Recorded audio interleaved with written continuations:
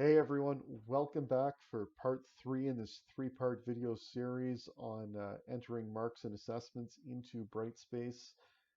In the first video in this series, I showed just very quickly how to turn on weighted categories. In the second video, I briefly went through how to create the categories that we need in Ontario, so the knowledge, inquiry, communication, application. And in this third video, I'm going to show you how I actually tie this together now and how I create assignments that are using those categories.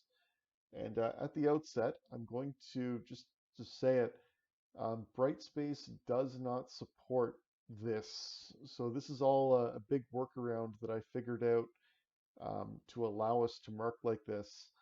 So Brightspace will not let you put multiple marks onto a single assignment the way we do in Ontario. So it's expecting one number and not separate numbers for knowledge, inquiry, communication, and application. But this is how I've worked around it in my classrooms, and it actually did work. But if anyone has a better way of doing it, please tell me. I'd really appreciate it because it takes a bit of time. If there's a simpler way, I'd love to know it. So we're going to create an assignment just to show how this goes.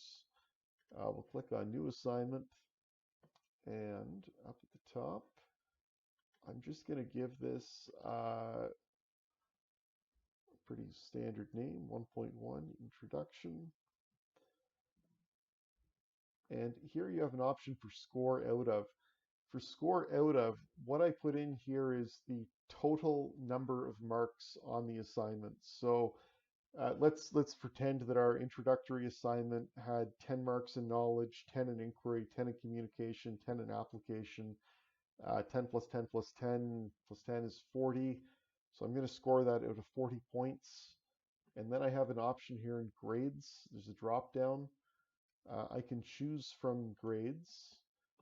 And under grade category, this is where that out of category comes up that I made in the last video, and I said that it would make sense. So I click on that, and it's out of. And what this does is this now makes it so that when you go to mark this assignment from the drop boxes in Brightspace, you're going to have a single text box that will take a mark out of 40. And what I put in there is I do actually add up the four categories and I put in a single mark for students.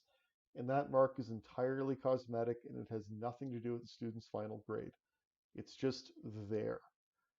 The actual marks come in the background. And to show you how I put them in, I'm going to come back to course admin, and I will scroll down to grades. And if I come to manage grades where we created the categories last time, if we scroll down, first of all, you can see that that 1.1 introduction is now inside the out of category. But again, there's no weight inside that bucket. So if I want to actually put in marks now for the students, I have to create 4 separate grade items, one per category. And I'll do that quick. And this is a little bit tedious, it's a little time consuming, but once you get used to it, it's just a mechanical kind of thing. And what I would do here is 1.1 introduction. I put in what the mark is. I do give it a short name here. Again, it cleans up the interface. Otherwise, the columns end up being very, very long and it's hard to read. And under category, I now say that this one is in the knowledge category. I'd say what the weight is, or the score is out of. It's out of 10. My weighting doesn't matter. I don't, because of my grade scheme, I don't have to put anything in there. And I don't put anything in there, so I go save and new.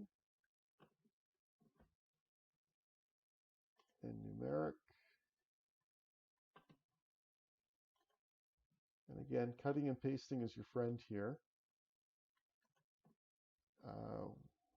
1.1 inquiry. Again, I put that into the inquiry category. It's out of 10, save and new. You can see what I'm doing here. I just have to do this once for each of the 4 categories. Of course, if I didn't actually have all 4 categories on that assignment, some assignments I only have 2 or 3 of them. I would only have to do that 2 or 3 times, but this is a well-rounded, robust assignment that has all the categories represented, so I'll put them all in. And numeric, one last one. Control, oops. And here's my application mark. 1.1 application, categories in the application, and save and close. This is going to take us back to the overview page where we can see everything that we have. And you can now see I have separate grade items here. So inside the knowledge bucket, here's my 1.1 introduction assignment. It's worth 10. At the moment, it's saying that that's worth 100 points because that's the only assignment that I have inside that category. As I add more items, Brightspace will automatically change the weighting to reflect that. But at this time, it's worth 100% of the category. And then the category is worth 15% of the overall grade. And you can see that that's all set up. So what I would have to do, and it is extra work, and unfortunately, this is just how Brightspace is set up at this time. I would go through, I would mark all the assignments, I'd complete my rubrics, I would do whatever I need to do. I would then transfer my single out of mark. That's what I would put on a Brightspace in the Brightspace Dropbox. That's the mark the students would see. And then when the students come back to their individual grades page, they'll see the breakdown that you're seeing right now, where it would show the knowledge bucket and then each individual item inside each individual bucket, so they can see exactly how their marks are being calculated and how the whole thing is shaking out. For entering the grades on this, this isn't going to look nice because I don't have any students in this class, but I switch over to the spreadsheet view, and that turns every cell on the grid into a spreadsheet that I can actually type into. And I find if I'm operating in this spreadsheet view, I can fill in an assignment's worth of marks in a few minutes. Again, it looks like it's tedious. It looks like it takes a long time. It really doesn't once you get used to it.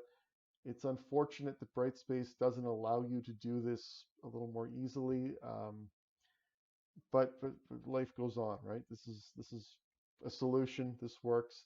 Again, if anyone has a better way of entering these marks, I would love to hear it. But this has worked very well for me last year, and I'm intending to do it again in the year ahead.